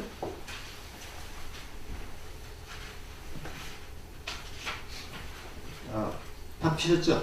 네. 거기 한번 같이 읽어보겠습니다. 호흡을 멈추는 아니 이게 65쪽인가요? 아니요, 85점 맞아요. 83쪽 맞죠? 네. 호흡을 멈추는 고행을 통해 만족스러운 결과를 얻지 못한 보살은 같이 읽어보겠습니다. 음식을 먹지 않는 고행을 실천하기로 했다. 음식을 줄여나가던 보살은 강낭콩 또는 만두콩으로 만든 죽을 한 방울씩만 먹게 되었다. 점점 여위어만 가던 몸은 결국 피로와 움직임을 이기지 못하고 쓰러지고 말았다. 그러나 보살은 멈추지 않았다. 마른 농구처럼 뼈마디가 붉어지고 엉덩이는 낙타의 발처럼 말라버렸다. 등뼈가 쇠살처럼 드러나고 갈비뼈는 남은 건물의 것처럼 울퉁불퉁 모습을 드러냈다. 백가죽을 만져보려고 손을 뻗으면 등뼈가 만져지고 등뼈를 만져보려고 손을 뻗으면 백가죽이 만져졌다. 보살은 소변을 보러 일어서다 넘어지기 일쑤였다. 기력이 없으니 스스로 일어나지도 못했다. 늙은 노인처럼 손길이 가늘어지고 손발이 마음대로 움직이지 않았다. 저런 팔다리를 쓰다듬으면 뿌리가 썩어버린 털들이 후둑 떨어지고 황금빛으로 빛나던 피부는 익기 전에 딴 조롱박처럼 닭살에 까맣게 터들어갔다. 오직 깊은 우물 속 반짝이는 물처럼 움푹 뺀 눈덩이 속에 눈썹이 빛나고 있었다. 바람은 수행자들은 그런 보살을 보고 손가락질했다. 참은 곧담하는 감동이었구만. 어린 목동들은 다가와 침을 뱉고 오줌을 싸고 흐물거렸다. 이 더러운 녀석아. 근데 요거는 그만큼 우리가 그 시다르타 태자가 고행을 아주 엄청나게 했답니다. 다만 뭐만 살아있어요? 눈동자만 살아있다. 그래서 요것이 우리가 이렇게 고행을 해봤지만 결국은 깨달은 거는 거리가 멀었다는 거예요. 그래서 육신을 만족할 때 생각이 담겼다.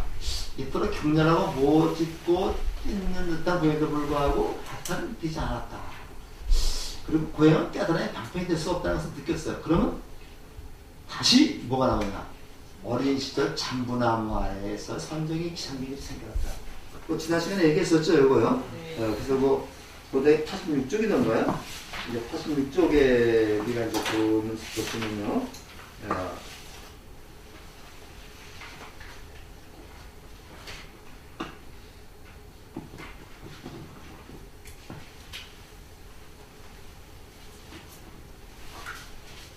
아닌가? 86쪽이죠. 거기 보면 밑에서 다섯째 줄에 부왕과 함께 참석한 농경제에서의 잠부나무 구물에서 선정에 잠긴 일이 있었다. 이게 바로 초선정이라고 그래가지고 잠부나무 굉장히 중요한 나무라 그랬죠. 우리가 한문으로 무슨 나무라 그랬어요? 연부수. 그래서 우리가 보리수, 보리수가 아니라 무수, 그 다음에 연부수 두 개를 받고 또 나무가 또 나옵니다. 바르고 차분하게 사회를 통해 애욕을 떠났을 때 나의 기쁨과 즐거움을 찾아봤었지. 바로 그것이 깨달음을 향한 입구가 아닐까. 나는 그 즐거움은 두려서는 안 된다. 이렇게 하면서 이제는 수행 방법을 바꿉니다. 수행 방법 바꾸게 되는 겁니다. 내가 했던 방법이 바르다고 생각하지 않을 때는 과감하게 바꿔야 됩니다. 만약에 시다르타 태자가 자기가 생각했던 것이 옳은 방법이 아니라는 걸 알면서도 이걸 버리지 못했다면 결국 깨달을 수 없었죠. 그러니까 자기가 생각했던 것이 옳은 방법이 아니었다는 생각이 들 때는 과감하게 버려야 됩니다. 생각을 바꾸지 않으면 그러니까 사람이 이렇게 살다 보면요 몇 번 이게 바꿀 기회가 있어요. 근데 그걸 못 바꾸면 굉장히 힘든 거죠. 아까 말씀드렸지만 이건 파키스탄의 라오르 박물관입니다. 파키스탄에 있는데 원래는 파키스탄이 정당화 옛날에 인도 땅이었었죠. 근데 인도 땅인데 이 파키스탄하고 방글라데시는 이슬람교 때문에 나라가 독립을 했고 지금 인도만 있는데 인도는 지금도 힌두교를 중심으로 해서 이슬람교도 굉장히 많습니다. 예, 그런다는데 처음에는 고통을 통해 욕망을 지역에 나를 추구했다. 극단적인 고행 아까 좀 읽은 부분이고 요 무슨입니다. 아주 눈만 장하게 있어요. 예. 극단적인 고행은 고통만을 깨달을 방편될 수 없다는 것을 느끼고서 고행주의를 버렸는데 이때 고행주의를 버리게 된 계기가 바로 뭐냐면 어릴 때 잠부나무에서의 선정을 보고 선정을 기억해낸 겁니다. 그래서 됐는데 자 그때 수사타라는 장군의 딸이래요. 장군의 딸이 왕한테 좀 드리려고 저기 됐는데 우유죽을 끓여왔는데 그때 마침 시사타 태자가 고향을 포기하고 아까 강이 있죠. 이전선암 강에 가서 목욕을 합니다. 목욕을 하고 사롭게 이제 수행을 시작하려고 하다가 나오다가 쓰러져 버려요. 쓰러지니까 수사타라고 하는 여인이 여자가 쓰러진 사람을 발견하고 시사타한테 우유죽을 떠먹입니다. 그러니까 수사타가 준 우유죽을 먹고 다시 원기를 차려가지고 다시 새로운 수행을 시작하는 겁니다. 근데 우리 저기에서는 한 번 주는 걸로 나오지만 한 번 줘가지고 되겠습니까? 그래서 사실은요 수자다가 계속 부처님이 수행하는데 계속 음식을 갖다 드렸던 거예요. 암만 부처님 이상 가는 사람이라도 먹어야 되는 거죠. 먹지 않으면 안 됩니다. 그렇기 때문에 하루에 한 번씩은 계속 아마 음식을 갖다 주지 않았나 그렇게 추측을 할 수 있고 인도에 가면 수자타의 집이라고 하는 집이 있어요. 수자타의 집에 나중에 탑을 세워요. 탑을 세우는데 모두 탑이 많이 훼손되어 있습니다. 장군의 딸이니까 굉장히 부유한 여자였던 것 같습니다. 그래서 부처님이 나중에 말씀할 때 임종씨 말씀할 적에 참나가 아니라 누구 죽 먹고 누가 붙은 마지막 공양을 먹고 돌아가죠? 춘다. 그래서 우리가 춘다가 쓴 준 우유죽을 먹고 들어가고 수자타가 이제 우유죽을 먹고 수행을 시작하는데 나중에 부처님이 돌아가실 때 춘다가 얼마나 음식을 드렸는데 음식을 먹고 부처님이 탈이 났습니다. 돌아가시면 얼마나 마음 상했겠어요. 얼마나 자책감이 심했겠습니까? 그러니까 부처님이 아난드라 통해서 수자타의 공양과 춘다의 공양이 진짜 가장 공덕이 많은 공양이라고 이렇게 얘기를 합니다. 그래서 지금도 사람이 죽기 전에 음식을 해다 주는 게 그만큼 죽기 직전에 해다 주는 게 이제 그렇게 공양이 공덕이 크다고 그러죠. 근데 잘은 모르지만 날도 햇빛도 보면 여름에도 보면은 서양 넘어갈 때 햇빛이 굉장히 강렬합니다. 서양집이 굉장히 덥죠. 덥듯이 사람도 죽을 때 한 2, 3일 정도는 다시 생기를 찾는다고 그래요. 거의 그런 것 같습니다. 들어보면은 생기 찾아가지고 그때 음식도 맛있게 먹고 그다음에 목욕도 좀 하고 그러면서 이제는 나실래나 보다 하고서 자손들이 다 돌아가고 나면 꼭 돌아갔다는 소식이 오죠. 그래서 아마 이거는 저승간 축기를 하는 모양입니다. 나가서 마지막 생애를 득 태우는 모양이죠. 요때 준 음식이 가장 공덕이 많다. 그래서 우리가 이제 그런 얘기인데 수자타하고 춘다 이런 공양을 우리가 좀 기억을 해주시면 좋겠습니다. 그러니까 아마 하루에 한 번씩 아마 이렇게 갔다가 공양을 드렸던 모양입니다. 그래서 한당화스를 분명했다. 보살은 모재버린 옷을 주어 입고 시를 나갔다. 장르다 쓰다 정성스럽게 만든 우주를 깨끗한 발에 담아 공양을 올렸다. 묘산 내란자강의 색강 숙박 띠티타 기슭에서 머리와 수염을 말끔히 자라고 몸을 씻는데 우유죽을 마셨다. 그동안 보살의 처절한 모에 감탄하던 다섯 수행자는 실망했죠. 실망하고 곧다마는 하였다. 게으른 사람이다. 타락했다. 이렇게 없어져 침을 뱉고 이제 다른 데로 가버립니다. 가버리는데 이제 진짜 보리수가 나오죠. 수자타의 우유죽으로 기운을 차린 보살은 가장 높고 바른 깨달음을 성취한 자리를 찾아갔다. 보살은 시원하게 넓은 그를 비운 핏발라나무, 요거 핏발라나무 또는 핏발라나무라고 합니다. 요거 이름이 보리수입니다. 원래는 이 나무가 이제 그 핏발라나무인데 이 보리라고 하는 말이 무슨 말이에요? 보리? 깨달음이라는 얘기죠. 네, 보리수를 안에서 이 보리가 이제 보디, 요 깨달음이라는 말입니다. 요 깨달음이라는 말인데, 핏발라라는 나무 밑에서 깨달았기 때문에, 그 핏발라 나무를 그 이후에 보리수라고 부르는 거예요. 그래서 보리수라고 부르는 겁니다. 그러니까 보리수라는 나무는, 핏발라 나무는 부처님이 그 앞에서 깨달았기 때문에 아주 그 나무 중에서 영광을 차지하게 된 거죠. 이렇게 세 가지 나무 세 개 배웠습니다. 무수, 연부수, 보리수. 여기서 봤는데, 지금 그 부다가야에 있는 보리수는 부처님 당시에 그 보리수의 손잡벌 되는 보리수가 있다고 그래요. 그래서 아까 제가 여기가 저기 땅속에 붙여 있었다 그랬죠. 그래서 이제 처음에 그 보리수 나무인데, 아소카 왕이 자기 아들을 갖다 출가시켜서 스리랑카에 이제 포교하러 보냅니다. 포교하러 보내면서 그 보리수 짝을 잘라가지고 이제 스리랑카에 가서 심었어요. 심었는데, 그게 이제 엄청나게 커졌고, 원래 부다가야에는 보리수는 없어져 버렸습니다. 나중에 부다가야 보리수를 부다가야로 다시 정비하면서,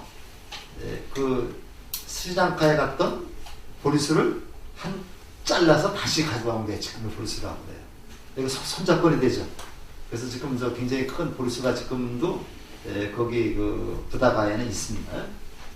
부다가야에 있고, 거기에 이제 부처님의 발자국도 지금 선명하게 있고, 그 다음에 이제 부처님이 깨달아서 이제 7번 옮겨 다니면서 이제 하죠. 그러니까 이게 우리가 잘 알아야 되는데, 보리수 밑에서만 깨달아가지고는 이게 조건이 보리수라고 하는 그 자리의 조건과 또 맞았기 때문에 거기서만 깨달은 것도 알 수 없죠. 그래서 보리수 밑에서 일주일 동안 선정에 잠겼다가 이게 완전한 깨달음인가를 실험하기 위해서 또 다른 곳으로 갑니다. 다른 곳에서 자리를 옮겨서 또 일주일을 이렇게 수행을 하고 선정에 잠기고, 또 다른 곳으로서 일주일에 그래서 49일 동안 당신이 깨달은 그러한 깨달음이 완전한 깨달음인가를 확인해. 그러면서 7번 자리를 옮겨갑니다. 그 7번 자리가 거기 가면 다 있어요. 있는데, 반석이 때 동쪽을 향해 앉았다. 동쪽을 향해 앉았습니다. 그리고 이제 거기에다가 이제 어떤 총각이 이제 풀을 한 움큼 이제 배에서 가져가는 거를 보고 이제 얘기를 해서 그 풀로다가 보드라운 풀로 자리를 만듭니다. 이걸 길상초라고 해요. 이걸 이제 길상초라고 해서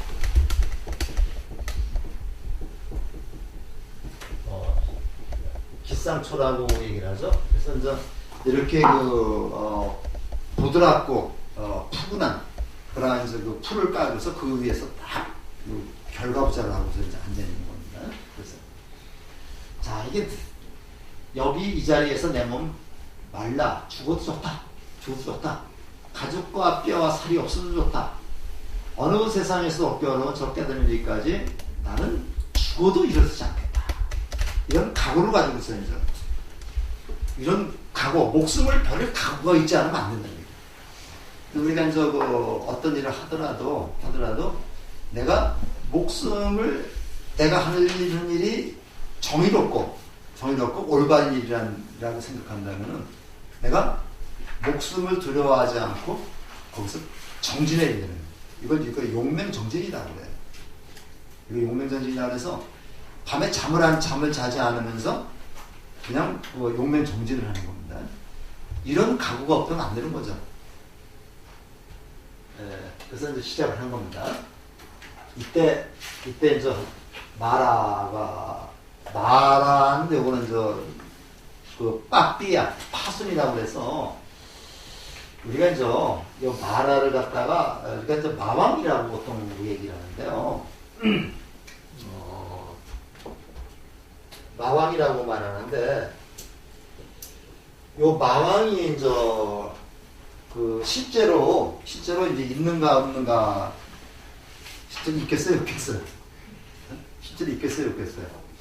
실제로는 없지만 내 생각 속에서 의식 속에서 있는 거죠. 우리가 보통 등산을 하다 보면요 그 정상 가까이 가면 항상 까딱고개라는 데가 있어요.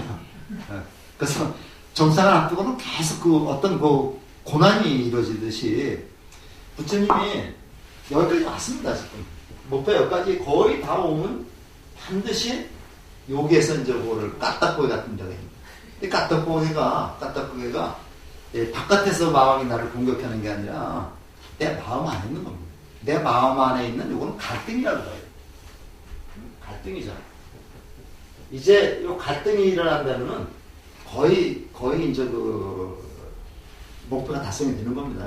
까딱거기가 온다면 정상이 눈앞에 보이는 거죠. 이 갈등을 우리는 말하라고 생각합니다. 내가 이렇게 해서 막 했는데, 내가 깨달아 봤자 뭐 하겠는가?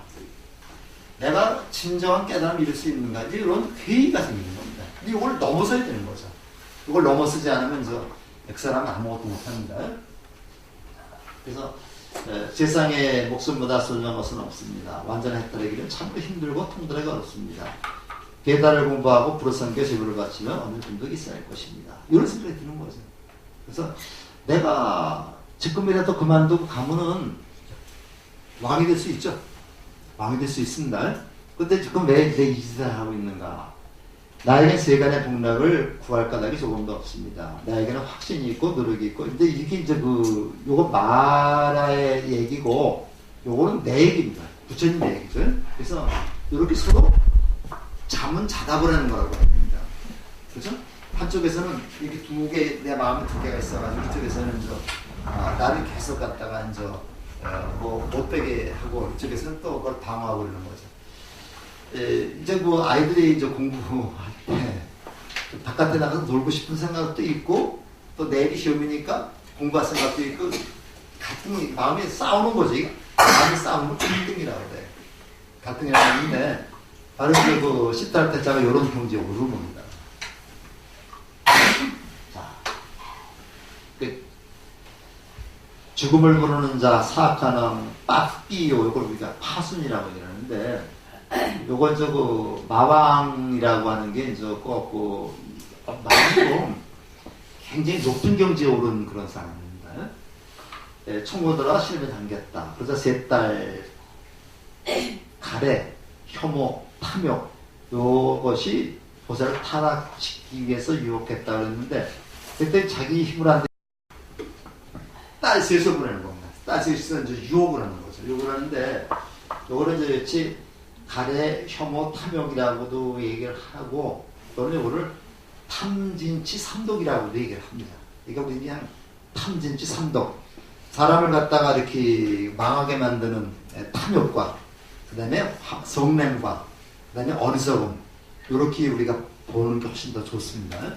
이렇게 해서 이제 유혹을 하는 겁니다. 그러니까 스스로 하는 육체의 쾌락에는 고뇌가 따릅니다. 그런 요청을 올려 들었습니다. 물러가십시오. 보살의 부드럽진 일설 소리가 타이르자 세 딸의 미모에도 일승을 함으로 덮고 온갖 구멍에서 5분을 쾌쾌한 악취를 풍겼다. 이걸 극복을 했다는 얘기죠. 극복을 했다는 얘기니까 이런 그 세상의 명예인 것 전부 다 극복해서 이제 깨달음에 이르게 되는 그런 과정입니다. 자. 그래서 이제 또 나옵니다. 그러니까 마라의 근노는 그 분노를 그렇게 당했다. 그래서 타와 자제천이라고 하는 그게 있는데요. 요거는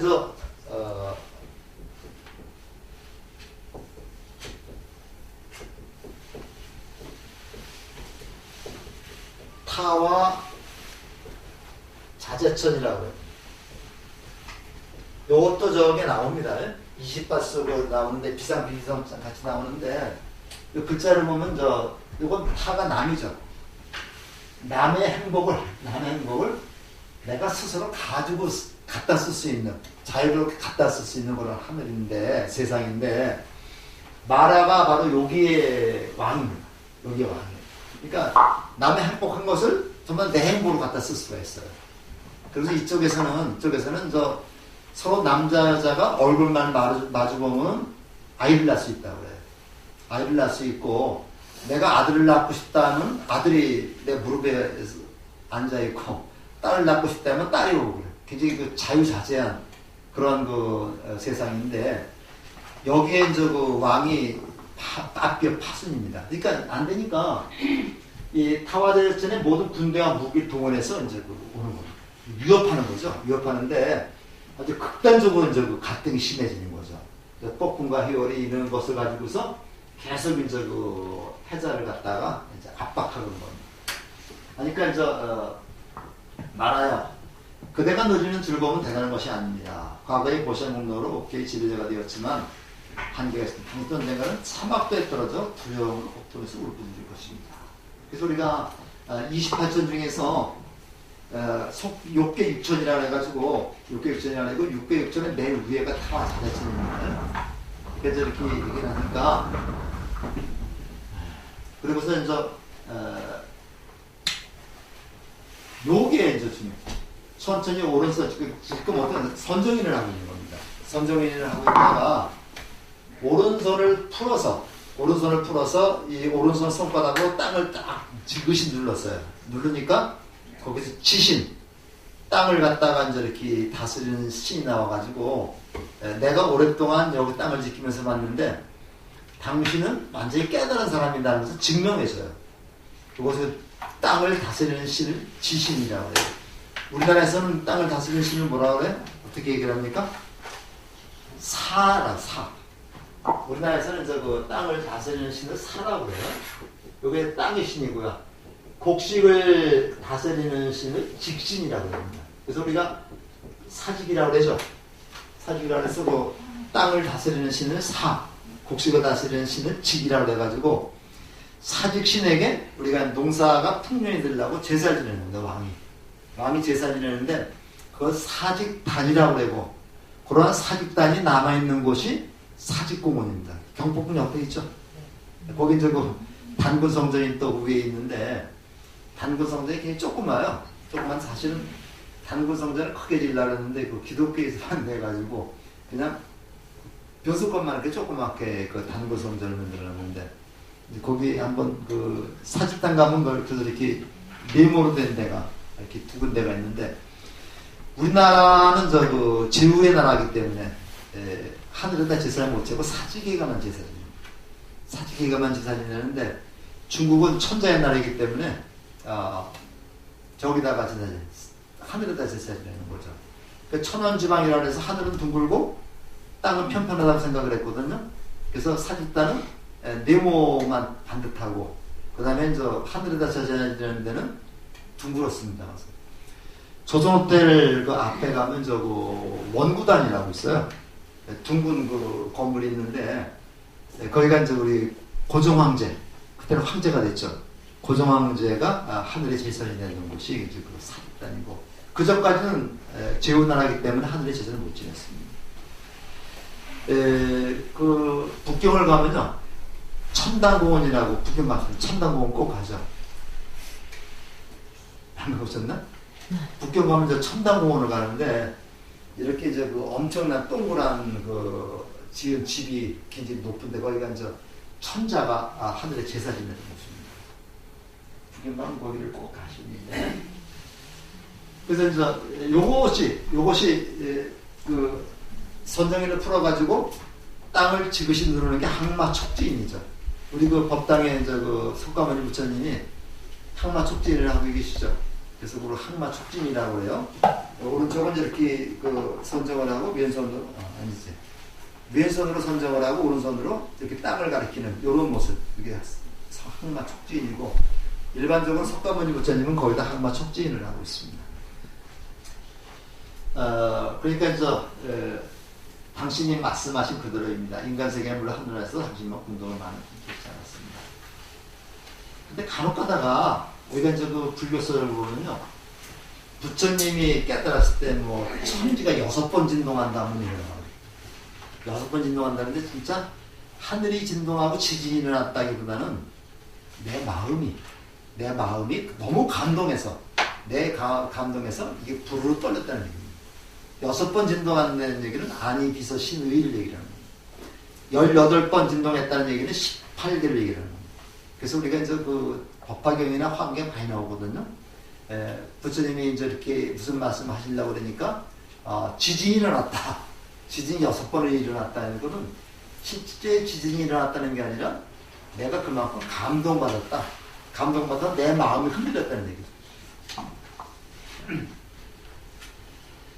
불선선한테 스키를 바쳤다. 쭉 늦은 거 나옵니다. 그래서 선정이 첫 단계, 선정의 첫 단계가 초선정인데, 이때가 잠부나무에서의 선정입니다. 그 다음에 두 번째 단계, 이거 2선정이죠. 세 번째 단계 3선정입니다.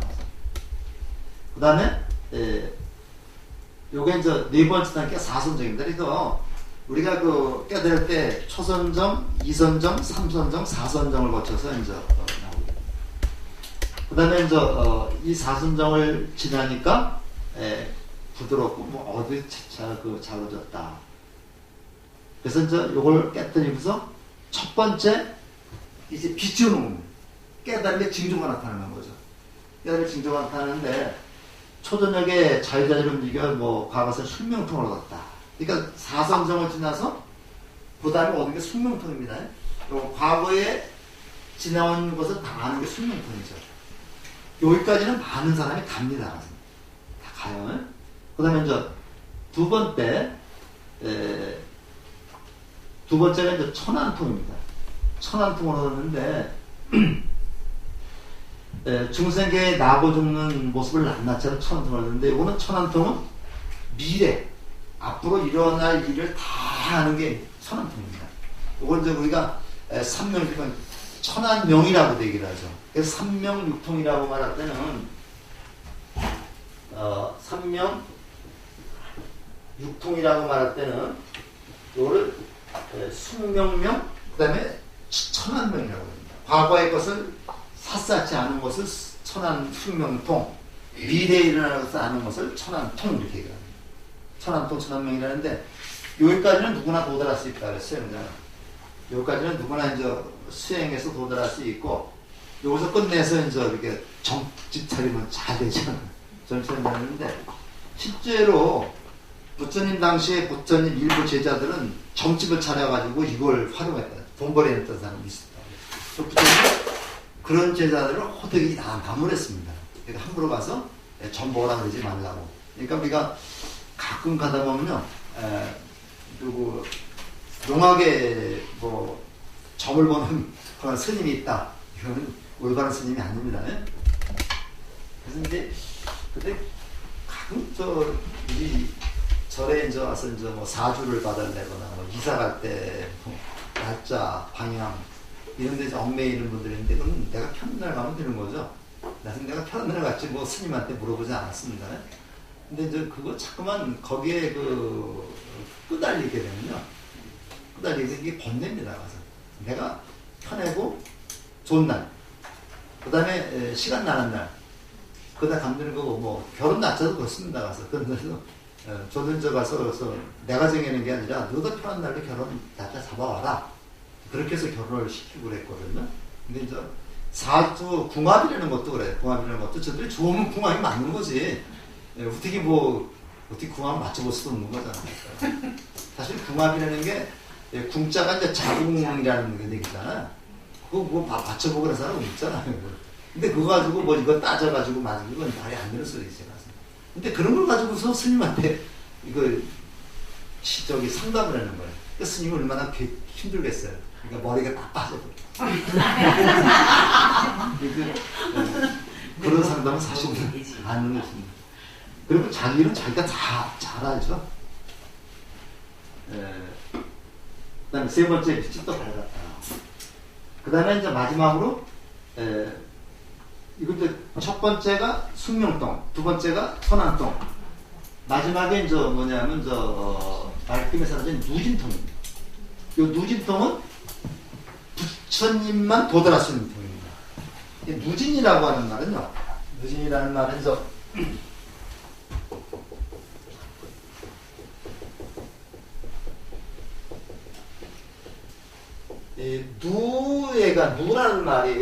누라는 말이 이제 번뇌라는 말.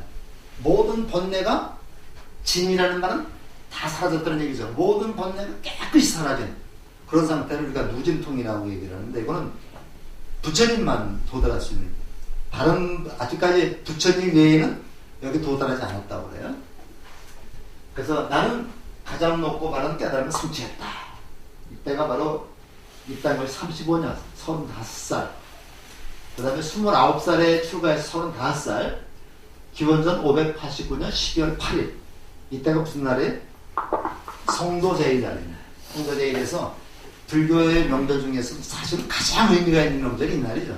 이 날에서 이제 보통 12월 8일이면 음력, 양력으로 치면 1월 달에 보통 추울 때 오게 되는데 이때 모든 사찰에서는 밤새 용맹 정진을 합니다. 철야 정진을 하는 그런 날이죠. 자, 이때 선인들이 이제 끝났어요.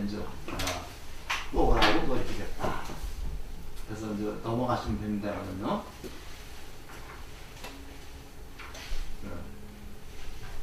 깨달음이 이르렀다. 근데 나중에 오비구가 나타났는데 나중에 오비구를 찾아서 또 갑니다. 특히 이 부분 잘 좀 기억을 해주시고 다 있는 거니까 쭉 해서 숙명동, 천안동, 누진동으로 깨달음 얻었다 이런 얘기죠. 그래서 오늘은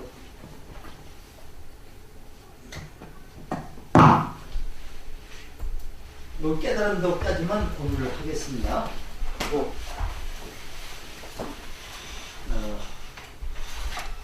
내일은 우리 최종남 교수님이 NT를 하신다 그래서 내일 못 오시는데 그래서 내일은 제가 혹시 초배하신 자경문이라고 들어보셨어요? 초배하신 자경문이라고 있는데 스님들이 꼭 초반에 공부하는 건데 초심이라고 하는 진울 보조국사가 쓴 글이 있어요. 여기 있고 그 다음에 발이라는 발심 수행장이라고 해서 발심한 불교의 수행으로 발심한 사람들은 어떻게 수행을 해야 되는가 이거 굉장히 유명한 거입니다. 발심 수행장이 있고 세 번째가 야온 스님 고려 때 야온 스님이 쓴 자경문이라고 하는 스스로를 경계하는 글입니다. 그래서 이걸 합해서 초발심 자경문이라고 말합니다. 초발심